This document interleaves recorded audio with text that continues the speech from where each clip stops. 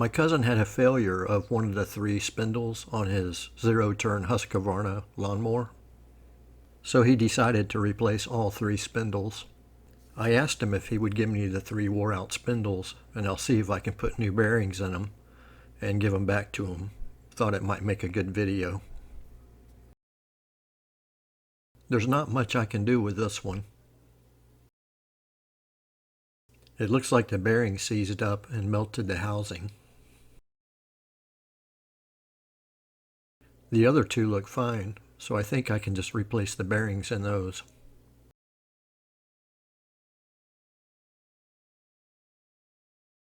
The first thing I'm going to do is use a small wire brush and knock off all the buildup of dirt and grass.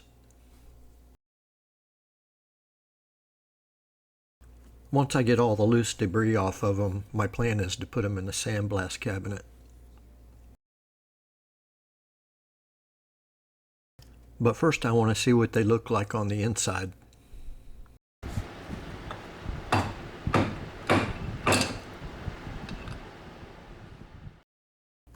They look pretty good inside. One thing I noticed is the bottom bearing still has the seal on it, and the spindle has grease fittings. This is probably going to stir up a lot of comments, because a lot of people say that it doesn't matter, that if you pump the grease gun hard enough, it'll push the grease past the seal. But I would prefer that the seal wasn't there. Now, of course, you need a seal on the outside of the bearing to protect it from the elements. I know some of the commercial Husqvarna mowers don't have grease fittings on the spindles, and they do have sealed bearings.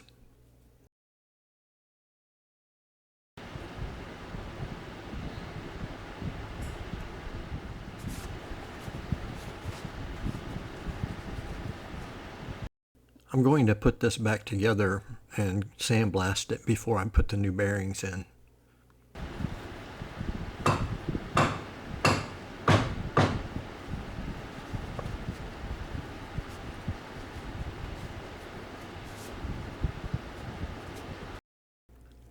I taped up the splines and the threads on the top of the shaft to protect it from the sandblaster.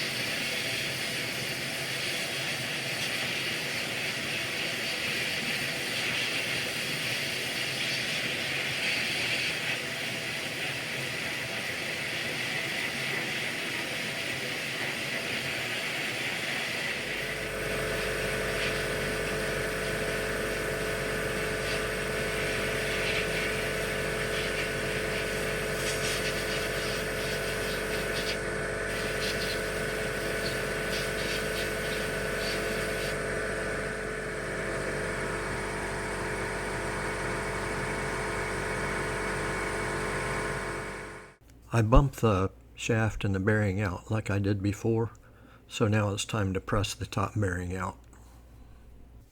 You could just drive them out like I did before, or use a hammer and a punch to knock the bearing out, but I prefer to use a press whenever I can, especially when you're putting the new bearings in.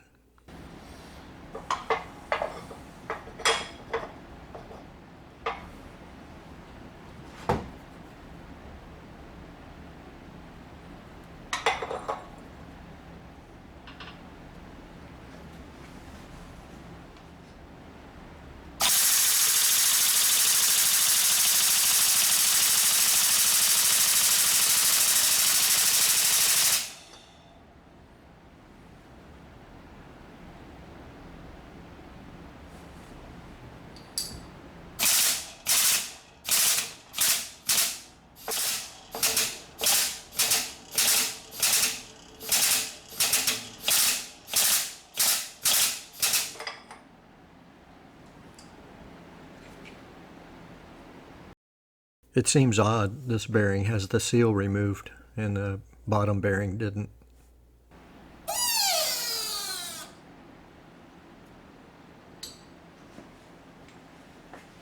Now it's time to remove the bottom bearing from the shaft.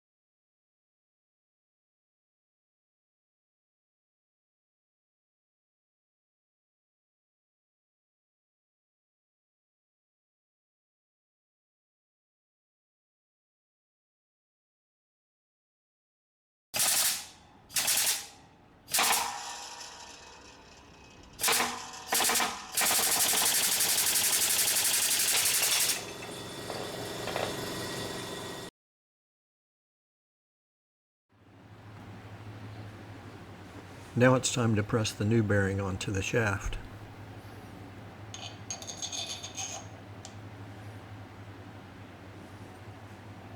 I'll use a spacer on the inside diameter of the bearing, so I'm not pressing on the outer housing of the bearing.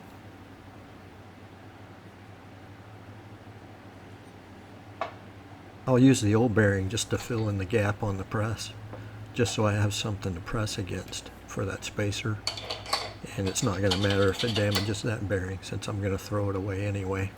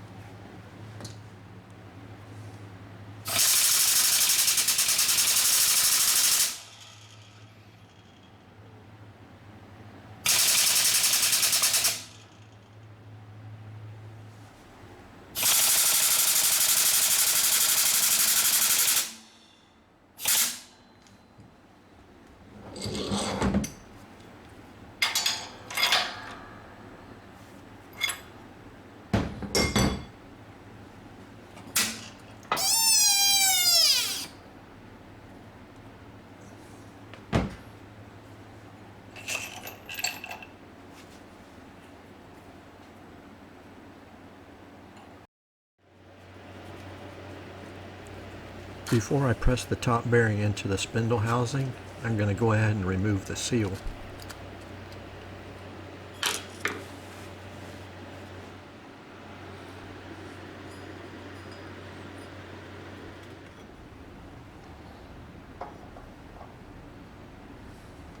I'll use the old bearing on top of the new bearing to press it into the housing.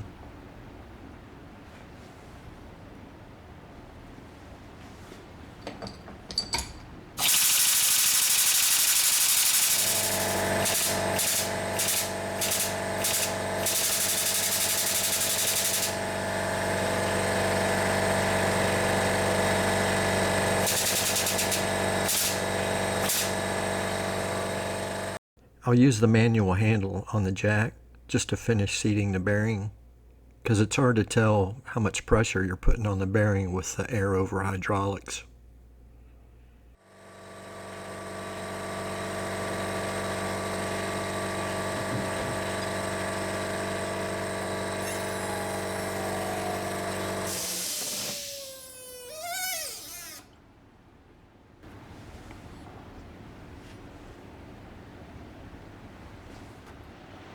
Next, I'm going to pump some grease into the spindle shaft just to make sure I get all the old grease out and any debris that might be inside.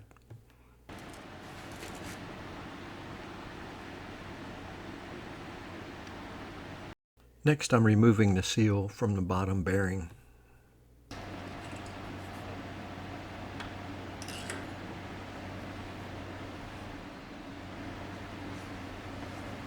Just so I don't have to spend a lot of time pumping grease into the housing, I'm just going to fill the cavity as much as I can with grease before I finish the assembly.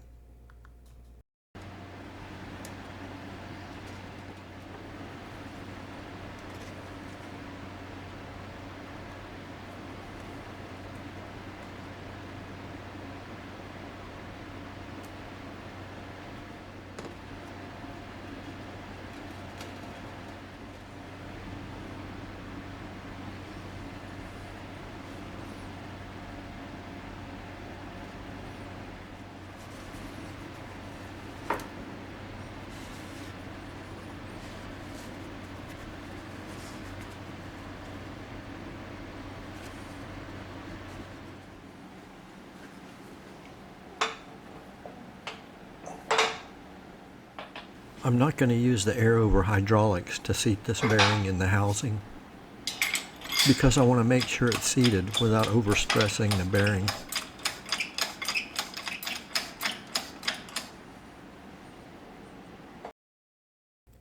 There's a primary seal on the bottom of the spindle that protects the seal on the bearing. It stops the grass and debris from damaging the bearing seal. On my first attempt, I realized I didn't press the bearing in far enough for the rubber seal to engage the housing. So I went back to the press. So the popping sound you hear is the bearing seating the rest of the way into the housing.